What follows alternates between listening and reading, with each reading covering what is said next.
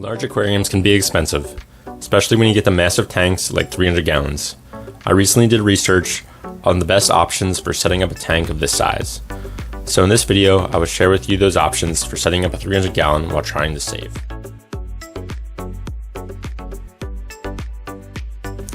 Hi, it's Connor. Welcome to or back to my channel. I originally created my first comparison video like this when shopping for my own 55 gallon aquarium. I found it both enjoyable and useful. So I've continued that style of video with all common tank sizes. More recently have gotten onto larger tank sizes for monster fish. I currently have videos all the way from 10 gallons to 200 gallons. And so I want to keep going to larger and larger tanks, even though I don't have one that size yet.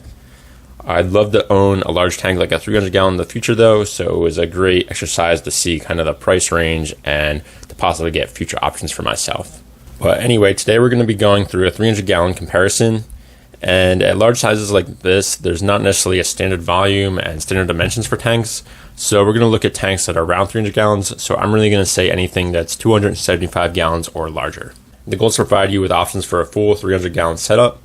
The focus is on the best value while trying to save as much as possible, but still focusing on products that are reviewed well and likely going to be quality that'll last you a while and you'll be happy with. So going on to the first option here, the cheapest glass tank. So why would we pick glass? The good things are that it's cheaper and you're going to have way less scratching on the glass.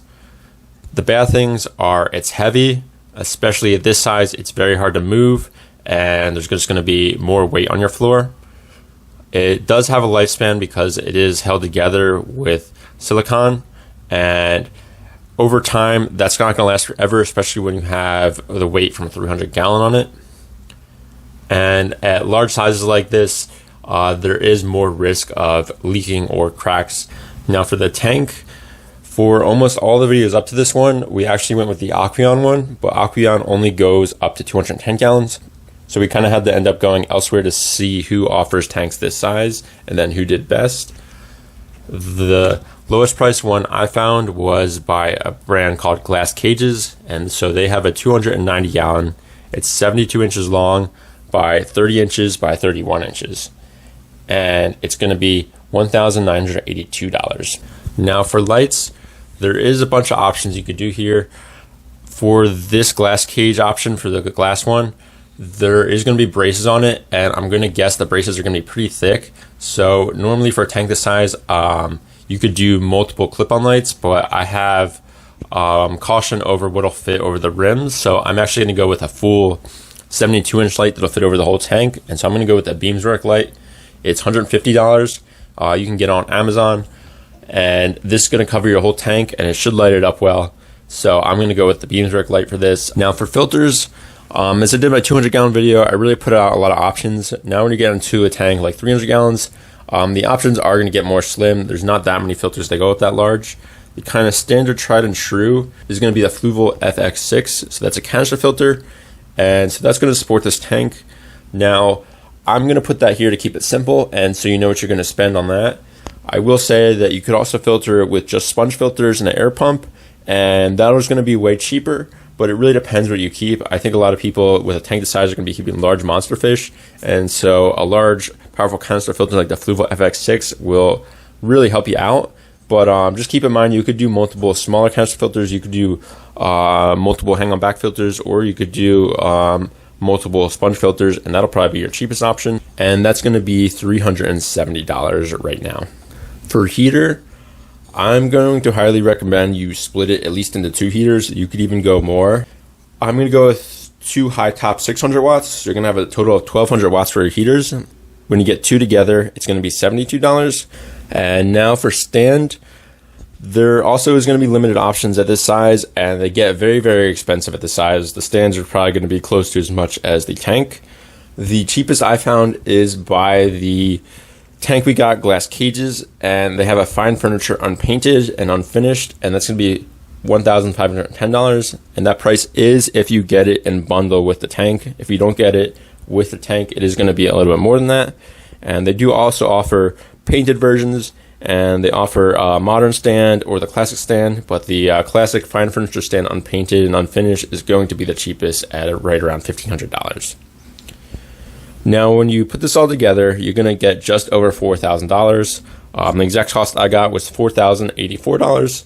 So I would expect if you want to go with a glass tank and really try to save on a budget, you can expect right around $4,000. You could definitely save a couple dollars if you went with all sponge filters, for example, over the Fluval FX6. And I'm sure if you find anything on sales, maybe you can get it a little lower than that, but around $4,000 if you're really going for a tank this size on a budget and want to go with a glass tank, that's a pretty good estimate in my opinion. Now, before we go on to the next 300-gallon setup, I want to ask for a favor. If you're enjoying the video and finding it useful, please give it a like. If you're new to my channel, subscriptions are very much appreciated. I upload videos like this, reviewing products, talking about species I keep, and sharing other aquarium adventures. Anyway, let's get back to the video. The next setup is going to be the cheapest acrylic tank. And so why would we choose acrylic? Well, it's lighter in weight, and this really matters for a tank this size. For a tank that's 300 gallons, it's going to be very heavy on your floor, and also maybe more important is it's going to be really heavy to move, to bring into your house, apartment, wherever you live.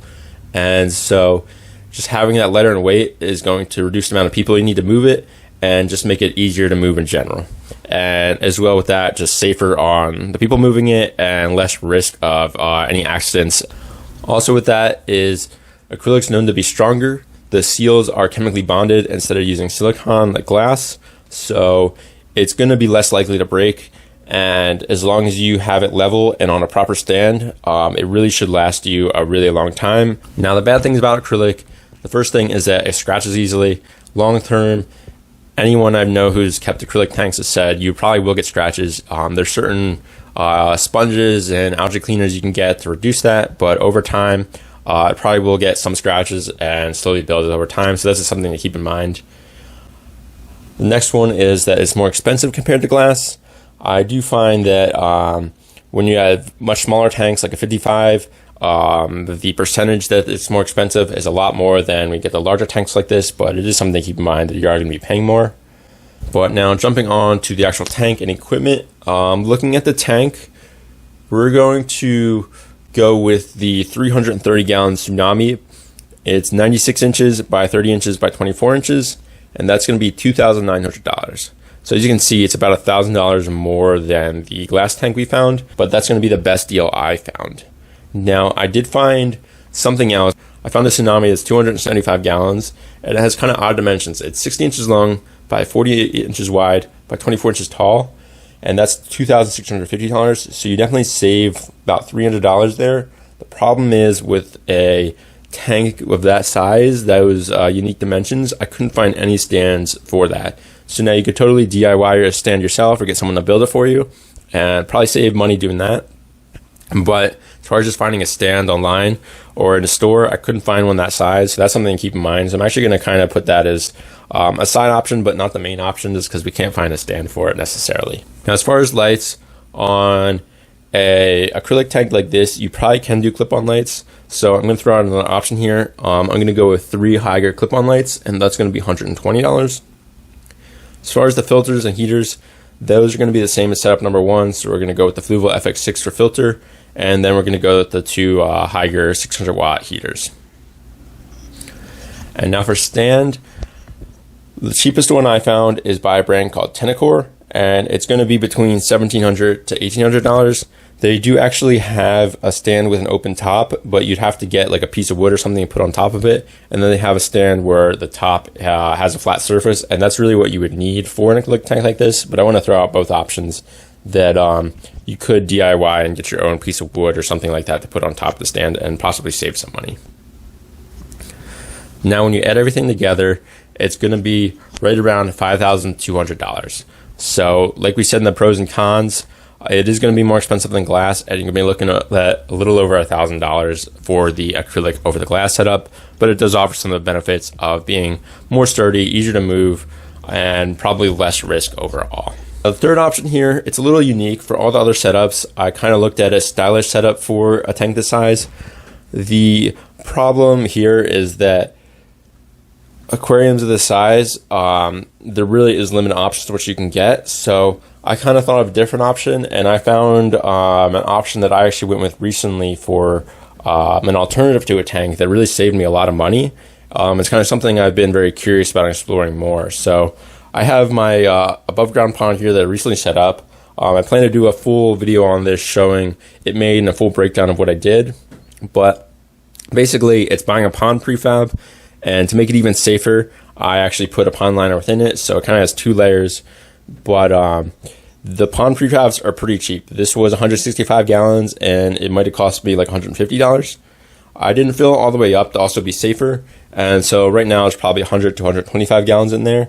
But still, for 100 to 125 gallons for $150, and then maybe like, I don't know, it was maybe like $30 or $50 to the liner, saves a lot of money. But looking at a 300 gallon one, the closest one I found to that is a 275 gallon one by the brand St. Croix, and it's going to be $370 for that. So compared to the tanks we just looked at, that is way cheaper. And then you can kind of do a few options for this. What I actually did on my pond is I went with a brand called Jabeo, and they're submersible LED pond lights. I actually didn't put them in the water. I kind of kept them on the edge and have them looking down into it.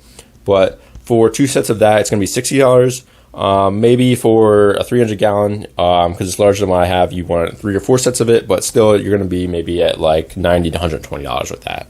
Now my filter I did with sponge filters, so you could do that as well and save a ton of money.